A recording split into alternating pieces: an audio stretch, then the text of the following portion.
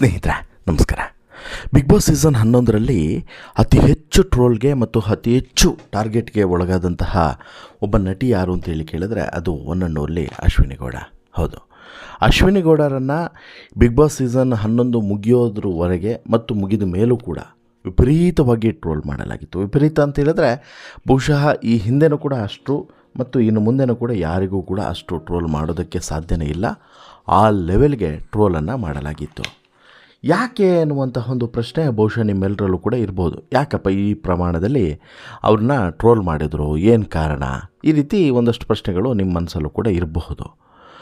ಜೊತೆಗೆ ಈ ಸಂದರ್ಭ, ಈ ಟ್ರೋಲ್ ಮಾಡ್ತಾ ಇದ್ರಲ್ಲ, ಈ ಪ್ರಮಾಣದಲ್ಲಿ ಟ್ರೋಲ್ ಆಯ್ತಲ್ಲ ಅಶ್ವಿನಿ ಗೌಡ ಅವರ ಮೇಲೆ, ಈ ಪ್ರಮಾಣದಲ್ಲಿ ಟ್ರೋಲ್ ಆಗ್ತಿದ್ದಂಥ ಸಂದರ್ಭದಲ್ಲಿ ಅಶ್ವಿನಿ ಗೌಡ ಅವರ ಮನಸ್ಥಿತಿ ಮತ್ತು ಅವರಿಗೆ ಕಾಡಿದಂಥ ಮಾನಸಿಕ ಸಮಸ್ಯೆಗಳ ಬಗ್ಗೆ ಬಹುಶಃ ನೀವ್ಯಾರೂ ಕೂಡ ಇಮ್ಯಾಜಿನ್ ಕೂಡ ಮಾಡ್ಕೊಳ್ಳೋಕ್ಕೆ ಸಾಧ್ಯವಿಲ್ಲ. ಆ ಪ್ರಮಾಣದಲ್ಲಿ ಅವರಿಗೆ ಮಾನಸಿಕವಾಗಿ ಹಿಂಸೆಯನ್ನು ಕೊಡಲಾಗಿತ್ತು ಮತ್ತು ಅವರು ಆ ಹಿಂಸೆಯನ್ನು ಅನುಭವಿಸಿದ್ರು ಅನ್ನುವಂಥದ್ದು. ಅಂದರೆ ಆ ಪ್ರಮಾಣದಲ್ಲಿ ಹಿಂಸೆಯನ್ನು ಕೊಟ್ಟಿದ್ರಾ ಅಂತೇಳಿ ನೀವು ಕೇಳಿದ್ರೆ, ಹೌದ್ರಿ, ಆ ಪ್ರಮಾಣದಲ್ಲಿ ಹಿಂಸೆಯನ್ನು ಕೊಟ್ಟಿದ್ರಂತೆ. 40,000 ಕಾಪಿರೈಟ್ಸು, 850 ಲಿಂಕ್ಸು, ಈ ರೀತಿ ತಮ್ಮ ಈ ಇಡೀ ಕೆರಿಯರ್ನಲ್ಲಿ, ಅಂದರೆ ಇಷ್ಟು ವರ್ಷಗಳ ಕಾಲ ಏನೊಂದು ಅಶ್ವಿನಿ ಗೌಡ ಅನ್ನುವಂತಹ ರೆಕಗ್ನೇಷನ್ ಏನು ಪಡೆದಿದ್ರು ನೋಡಿ, ಅದನ್ನು ಹಾಳು ಮಾಡುವಂತಹ ಕೆಲಸವನ್ನು ಮಾಡುತ್ತಿದ್ದಂತಹ 40,000 ಕಾಪಿರೈಟ್ಸ್ಗಳನ್ನು ಕಳಿಸ್ಬಿಟ್ಟಿದ್ದಾರೆ. 850 ಲಿಂಕ್ಸ್ಗಳನ್ನು ಲಿಸ್ಟ್ ಮಾಡಿದ್ದಾರಂತೆ. ಅಷ್ಟು ಮಾತ್ರ ಅಲ್ಲ, 15 ದಿನಗಳ ಕಾಲ ಆಸ್ಪತ್ರೆಯಲ್ಲಿ ಡ್ರಿಪ್ ಹಾಕಿಸ್ಕೊಂಡು ಮಲಗಿದ್ರಂತೆ. ಹಾಗಾದರೆ ಆ ಕರಾಳ ದಿನಗಳು ಎಷ್ಟು ಭಯಂಕರವಾಗಿತ್ತು. ಇತ್ತೀಚೆಗೆ ನಡೆದಂಥ ಒಂದು ಸಂದರ್ಶನದಲ್ಲಿ ಅಶ್ವಿನಿ ಗೌಡ ಈ ಎಲ್ಲ ವಿಚಾರಗಳನ್ನು ರಿವೀಲ್ ಮಾಡಿದ್ದಾರೆ. ಏನೇನು ಹೇಳಿದ್ದಾರೆ ಒನ್ ಬೈ ಒನ್ ನೋಡ್ತಾ ಹೋಗೋಣ. ಅದಕ್ಕಿಂತ ಮುಂಚೆ ನೀವಿನ್ನೂ ಕೂಡ ನಮ್ಮ ಚಾನಲನ್ನು ಸಬ್ಸ್ಕ್ರೈಬ್ ಮಾಡಿಲ್ಲ ಅಂದರೆ ದಯವಿಟ್ಟು ಕೂಡಲೇ ಸಬ್ಸ್ಕ್ರೈಬ್ ಮಾಡಿ ಸ್ನೇಹಿತರೆ. ನೋಡಿ, ಬಿಗ್ ಬಾಸ್ ಸೀಸನ್ 11ಕ್ಕೆ ಯಾವಾಗ ಅಶ್ವಿನಿ ಗೌಡ ಅವರು ಸ್ಪರ್ಧಿಯಾಗಿ ಎಂಟ್ರಿಯನ್ನು ಕೊಡ್ತಾರೆ ಅನ್ನುವಂಥ ಮಾಹಿತಿ ಗೊತ್ತಾಯಿತು, ಆಗಲೇ ಈ ಶೋಗೆ ಒಂದು ಕದರ್ ಸಿಗಬಹುದು ಅನ್ನುವಂಥ ನಂಬಿಕೆ ಹುಟ್ಟಿತು. ಈ ಶೋನಲ್ಲಿ ಇನ್ನುಳಿದಂಥ ಸ್ಪರ್ಧಿಗಳ ಎಕ್ಕಿಳಿಸುವಂಥ ಕೆಲಸವನ್ನು ಅಶ್ವಿನಿ ಗೌಡ ಮಾಡಬಹುದು ಅನ್ನುವಂತಹ ಲೆಕ್ಕಾಚಾರನೂ ಕೂಡ ಇತ್ತು. ಆದರೆ ಎಲ್ಲೋ ಒಂದು ಕಡೆ ಬಿಗ್ ಬಾಸ್ ಮನೆಗೆ ಹೋದ ಬಳಿಕ ಅಶ್ವಿನಿ ಗೌಡ ಅವರ ಮೇಲೆ ಇದ್ದಂಥ ಒಂದು ಇಮೇಜ್ ಕಂಪ್ಲೀಟಾಗಿ ಬದಲಾಯಿತು. ನಿರಂತರವಾದಂಥ ಡಿಕ್ಟೇಟರ್ಶಿಪ್ಪನ್ನು ಮಾಡ್ಕೊಂಬಂದಂಥ ಅಶ್ವಿನಿ ಗೌಡ ವಿರುದ್ಧ ಆಕ್ರೋಶದ ಕಟ್ಟೆ ಹೊರಗಡೆ ಒಡೆಯೋದಕ್ಕೆ ಶುರುವಾಗಿತ್ತು. ಅದರಲ್ಲೂ ಕೂಡ ಅಶ್ವಿನಿ ಗೌಡ ಅವ್ರ ವಿರುದ್ಧ ಅದೆಷ್ಟೋ ಟ್ರೋಲ್ ಪೇಜ್ಗಳು ನಿರಂತರವಾಗಿ ಟ್ರೋಲ್ ಮಾಡೋದಕ್ಕೆ ಶುರು ಮಾಡಿದ್ವು. ಅದೆಷ್ಟೋ ಲಿಂಕ್ಸ್ಗಳಲ್ಲಿ ಅಶ್ವಿನಿ ಗೌಡ ವಿರುದ್ಧ ಒಂದಷ್ಟು ಸ್ಟೋರಿಗಳಿದ್ದಾವೆ. ಅವರ ವೈಯಕ್ತಿಕ ವಿಚಾರವನ್ನು ಕೂಡ ಜಾಲಾಡಿದ್ದಾರೆ. ಹೀಗೆ ನಿರಂತರವಾಗಿ ಅಶ್ವಿನಿ ಗೌಡ ವಿರುದ್ಧ ಇಲ್ಲಿ ದಾಳಿಗಳು ನಡೀತಾ ಹೋಯಿತು. ಒಂದು ರೀತಿಯಲ್ಲಿ ಸೋಷಿಯಲ್ ಮೀಡಿಯಾ ದಾಳಿ ಅಂತಲೇ ಇದನ್ನು ಬಿಂಬಿಸಬಹುದು. ಇದು ಅವರ ಗೆಲುವಿನ ಮೇಲೂ ಕೂಡ ಭಾರೀ ಪರಿಣಾಮವನ್ನು ಬೀರಿತು ಅನ್ನೋದನ್ನು ಕೂಡ ಒಪ್ಕೊಳ್ಳೇಬೇಕು. ಅಶ್ವಿನಿ ಗೌಡ ಯಾವುದೇ ಸ್ಪರ್ಧಿಗಳ ಜೊತೆಗೆ, ಇತರ ಸಹ ಸ್ಪರ್ಧಿಗಳ ಜೊತೆಗೆ ಜಗಳ ಆಡಿದರೂ ಕೂಡ ಅಲ್ಲಿ ಅಶ್ವಿನಿ ಗೌಡ ಅವರನ್ನೇ ಹೊರಗಡೆ ಟಾರ್ಗೆಟ್ ಮಾಡ್ತಾಯಿದ್ರು. ಒಳಗಡೆ ಸಪೋರ್ಟ್ ಮಾಡಿದರೂ ಕೂಡ, ಇನ್ಕ್ಲೂಡಿಂಗ್ ಬಿಗ್ ಬಾಸ್ ಟೀಮ್ ಆಗಿರ್ಬೋದು, ಕಿಚ್ಚ ಸುದೀಪ್ ಅವರಾಗಿರ್ಬೋದು, ಎಲ್ಲರೂ ಕೂಡ ಅವರ ಬೆಂಬಲಕ್ಕೆ ನಿಂತರೂ ಕೂಡ ಹೊರಗಡೆ ಮಾತ್ರ ಅಶ್ವಿನಿ ಗೌಡ ವಿರುದ್ಧ ಒಂದು ದೊಡ್ಡ ಸಮೂಹ ತಿರುಗಿ ಬಿದ್ದಿತ್ತು. ಬಿಗ್ ಬಾಸ್ ಶೋಗೆ ಹೋಗಿ ಬಂದ ಮೇಲೆ ಅದೆಷ್ಟೋ ಜನರ ಲೈಫ್ ಚೇಂಜ್ ಆಗಿರೋದು ಇದೆ. ಸಾಮಾನ್ಯ ಜನರು ಸೆಲೆಬ್ರಿಟಿಗಳಾಗಿದ್ದಾರೆ. ಆದರೆ ಈ ಒಂದು ಶೋಗೆ ಒಮ್ಮೆ ಆದರೂ ಕೂಡ ಹೋಗಬೇಕು ಅನ್ನುವಂಥ ಕನಸನ್ನು, ತವಕವನ್ನು ಎಷ್ಟೋ ಜನ, ಲಕ್ಷಾಂತರ ಜನ ಇವತ್ತಿಗೂ ಕೂಡ ಕಾಣ್ತಾ ಇದ್ದಾರೆ. ಆದರೆ ಕೆಲವು ಜನರಲ್ಲಿ, ಅದರಲ್ಲಿಯೂ ಕೂಡ ವಿವಿಧ ಕ್ಷೇತ್ರಗಳ ಸೆಲೆಬ್ರಿಟಿಗಳಿಗೆ ಈ ಅವಕಾಶ ಸಿಗುತ್ತೆ. ಅಂಥವರಲ್ಲಿ 11ನೇ ಸೀಸನ್ನಲ್ಲಿ ಒಬ್ಬರಾಗಿದ್ದಂಥ ಅಶ್ವಿನಿ ಗೌಡ ಅವರು ಹೋಗಿ ಬಂದ ಬಳಿಕ ಪಶ್ಚಾತ್ತಾಪ ಪಟ್ಟಿದ್ದೇ ಹೆಚ್ಚಂತೆ. ಬಿಗ್ ಬಾಸ್ ಅನ್ನೋದು ಒಂದು ಶೋ. ಯಾವುದೇ ಸ್ಪರ್ಧೆ ಇದ್ದಾಗಲೂ ಕೂಡ ಅಲ್ಲಿ ತಾವು ಗೆಲ್ಲಬೇಕು ಅನ್ನುವಂಥದ್ದು ಎಲ್ಲ ಸ್ಪರ್ಧಿಗಳು ಅಂದ್ಕೊಂಡು ಹೋಗುವಂಥದ್ದೇ.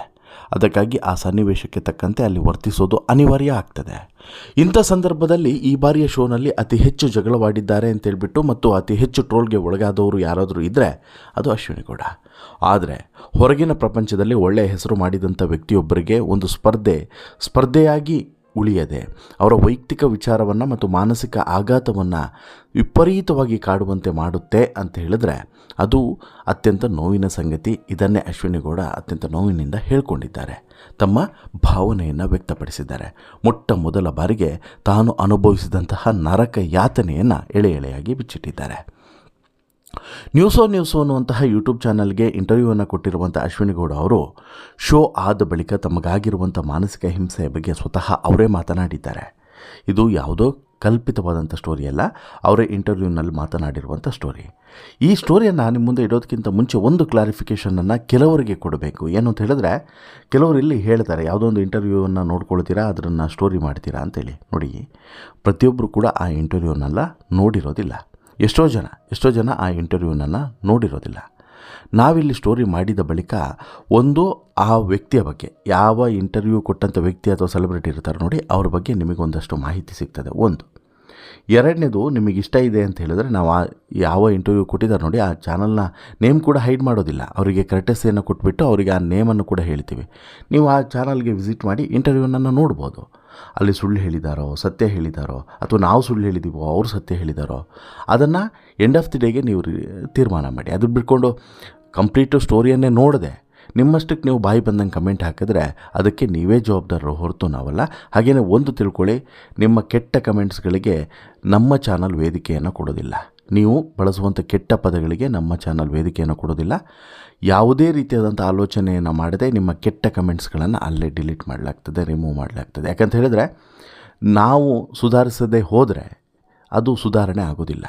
ನಾವು ಕ್ಲೀನ್ ಮಾಡದೆ ಹೋದರೆ ಅದು ಕ್ಲೀನ್ ಆಗೋದಿಲ್ಲ. ಕಸದ ಬುಟ್ಟಿ ತುಂಬ್ತಾನೆ ಹೋಗ್ತದಲ್ಲ, ಹಾಗೆ ನಾವು ಆ ಕಸದ ಬುಟ್ಟಿಯನ್ನು ಕ್ಲಿಯರ್ ಮಾಡಲೇಬೇಕು, ಮಾಡ್ತೀವಿ. ನೀವು ಆ ವಿಚಾರದಲ್ಲಿ ಬೇಸರ ಮಾಡ್ಕೊಳ್ಳೋದೇ ಬೇಡ, ನನ್ನ ಕಮೆಂಟನ್ನು ರಿಮೂವ್ ಮಾಡಿದ್ರು ಅಂತೇಳಿ. ನೀವು ಗೌರವಯುತವಾಗಿ ಒಬ್ಬ ವ್ಯಕ್ತಿಗೆ, ಈಗ ಫಾರ್ ಎಕ್ಸಾಂಪಲ್ ನಾನು ಅಶ್ವಿನಿ ಗೌಡ ಬಗ್ಗೆ ಇಲ್ಲಿ ಹೇಳಿದ್ದೀನಿ, ಅವ್ರ ಬಗ್ಗೆ ಗೌರವಯುತವಾಗಿ ನಿಮ್ಮ ಅಭಿಪ್ರಾಯವನ್ನು ವ್ಯಕ್ತಪಡಿಸಿ. ಆ ಬದಲಿಗೆ ಅಲ್ಲಿ ಬೇಡದೇ ಇರೋ ಪದಗಳನ್ನು ಅವರ ಬಗ್ಗೆ ಉಲ್ಲೇಖ ಮಾಡೋದು ತಪ್ಪಾಗ್ತದೆ. ನಾಳೆ ನಿಮ್ಮನೆ ಹೆಣ್ಮಗಳ ಬಗ್ಗೆನೂ ಕೂಡ ಯಾರಾದರೂ ಇದೇ ರೀತಿ ಮಾತನಾಡ್ಬೋದು, ಅಥವಾ ನಿಮ್ಮ ಬಗ್ಗೆನೇ ಯಾರಾದರೂ ಈ ರೀತಿ ಕೆಟ್ಟ ಪದಗಳನ್ನು ಬಳಸ್ಬೋದು. ಆಲೋಚನೆ ಮಾಡಿ ನಿಮಗೆ ಹೇಗಾಗ್ಬೋದು ಅಂತೇಳಿ. ನಿಮ್ಮ ಅಭಿಪ್ರಾಯವನ್ನು, ಈಗ ಅಶ್ವಿನಿ ಗೌಡ ಅವರ ಬಗ್ಗೆ ನಿಮಗೆ ಅಸಮಾಧಾನ ಇದೆಯೋ, ಒಳ್ಳೆ ಪದಗಳನ್ನು ಬಳಸಿ ಅಸಮಾಧಾನವನ್ನು ತೋರ್ಪಡಿಸಿ, ಅದರಲ್ಲೇನೂ ಕೂಡ ತಪ್ಪಿಲ್ಲ. ಆದರೆ ಬಳಸುವಂಥ ಪದಗಳು ತುಂಬ ಎಚ್ಚರವಾಗಿರಲಿ. ಇದೇ ಸಮಸ್ಯೆ ಆಗಿರೋದು ಅಶ್ವಿನಿ ಗೌಡ ಅವರಿಗೆ. ಇವತ್ತು ದೊಡ್ಡ ಸಮಸ್ಯೆ ಆಗಿದ್ದೇ ಇದು. ಅವರು ಅದನ್ನೇ ಹೇಳ್ಕೊಂಡಿದ್ದಾರೆ. ತಮಗಾದಂಥ ಮಾನಸಿಕ ಹಿಂಸೆಯ ಬಗ್ಗೆ ಅವರು ಹೇಳಿದ್ದಾರೆ.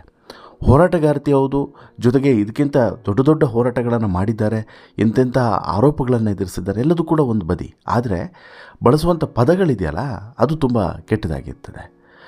ಇನ್ನು ತಮ್ಮನ್ನು ಹತ್ತಿರದಿಂದ ಬಲ್ಲ ಕೆಲವರು ಸೇರಿದಂತೆ ಇನ್ನೂ ಕೆಲವು ಶೋ ನೋಡಿ, ಆಮೇಲೆ ಅವರ ವ್ಯಕ್ತಿತ್ವವನ್ನು ನೋಡಿ ಒಂದಷ್ಟು ಜನ ಜಡ್ಜ್ಮೆಂಟನ್ನು ಕೊಡೋಕ್ಕೆ ಬಂದುಬಿಡ್ತಾರೆ. ಅದು ಕೂಡ ಯಾವ ರೀತಿ? ನೆಗೆಟಿವ್ ಕಮೆಂಟ್ಸ್ ಮೂಲಕ.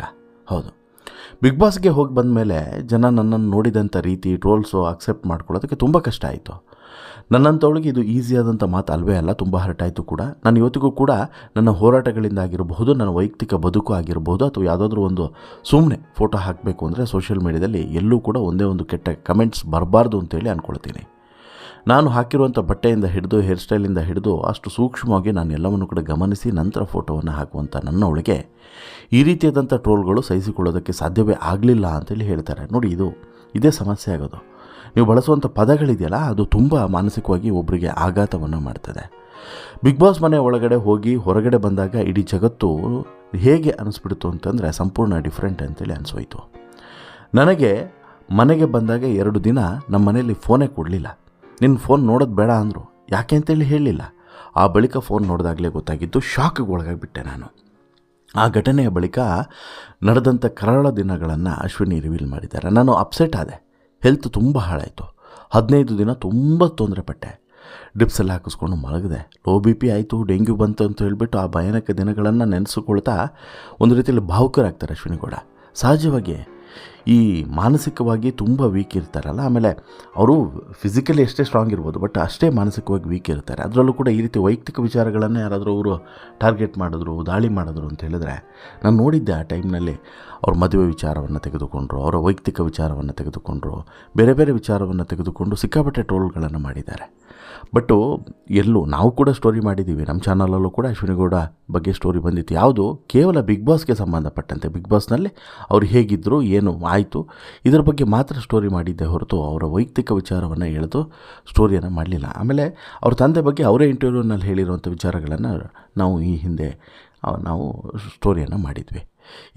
ಇದಕ್ಕೆ ಸಂಬಂಧಪಟ್ಟಂತಂದರೆ ನೋಡಿ, ಟೋಟಲ್ ಅವ್ರಿಗೆ ಒಂದು ಹೆಚ್ಚು ಕಡಿಮೆ ಸಿಕ್ಕಾಬಟ್ಟೆ ವೀಡಿಯೋಸ್ಗಳು ಅವರ ವಿರುದ್ಧವಾಗಿ ನೆಗೆಟಿವ್ ಆಗಿ ಒಂದಷ್ಟು ವಿಚಾರಗಳನ್ನು ಸ್ಪ್ರೆಡ್ ಮಾಡುವಂಥ, ಸುಳ್ಳು ಸುದ್ದಿಗಳನ್ನು ಸ್ಪ್ರೆಡ್ ಮಾಡುವಂತಹ ಲಿಂಕ್ಗಳನ್ನು 850 ಲಿಂಕ್ಗಳನ್ನು ಇವರೇ ಕಲೆಕ್ಟ್ ಮಾಡಿದ್ದಾರೆ.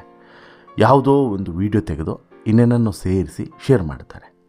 ಅಲ್ಲಿಗೆ ಕಾಪರೇಟ್ಸ್ ಇಶ್ಯೂ ಬಂದಿರುವಂಥ 40,000 ಕಾಪರೇಟ್ಸ್ ಸ್ಟ್ರೈಕ್ಗಳನ್ನು ನೋಡಿದ್ರೆ ನನ್ನ ಒಂದು ಇಂಟರ್ವ್ಯೂ ಅಂದರೆ ನಾನು ಏನು ಹೇಳಿರ್ತೀನೋ ಅದನ್ನು ಕಟ್ ಮಾಡ್ತಾರೆ, ಅವ್ರಿಗೇನು ಬೇಕೋ ಅದನ್ನು ಹಾಕೊಳ್ತಾರೆ.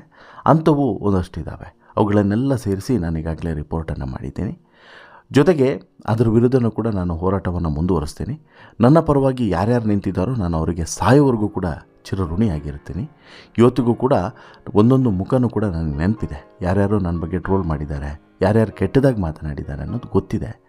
ಕೈಯಲ್ಲಿ ಸೌಟ್ ಕಟ್ಕೊಂಡಿರುವಂತಹ ಒಂದು ಹೆಂಗಸು, ಮತ್ತೊಂದು ಹೂವು ಕಟ್ತಾ ಇರುವಂಥ ಹೆಂಗಸು, ಪೊರಕೆ ಹಿಡ್ಕೊಂಡು ಗುಡಿಸ್ತಾ ಇರುವಂಥ ಒಂದು ಹೆಂಗಸು, ಈ ರೀತಿ ಎಲ್ಲವನ್ನು ಕೂಡ ಟ್ರೋಲ್ ಮಾಡಿದ್ದಾರೆ. ಇರಲಿ, ಅವ್ರವ್ರು ಏನೇನು ಮಾಡಿದ್ದಾರೆ ಅನ್ನೋದು ಅವರ ಆತ್ಮಸಾಕ್ಷಿಗೆ ಬಿಟ್ಟಿರುವಂಥ ವಿಚಾರ. ಬಟ್ ಒಂದಂತೂ ಸತ್ಯ, ಇಲ್ಲಿ ವೈಯಕ್ತಿಕವಾಗಿ ಯಾರೇ ವಾಗ್ದಾಳಿಯನ್ನು ಮಾಡಿದಾಗಲೂ ಕೂಡ ಈ ರೀತಿಯಾದಂಥ ಸಮಸ್ಯೆಗಳಾಗೋದಂತೂ ವಾಸ್ತವ.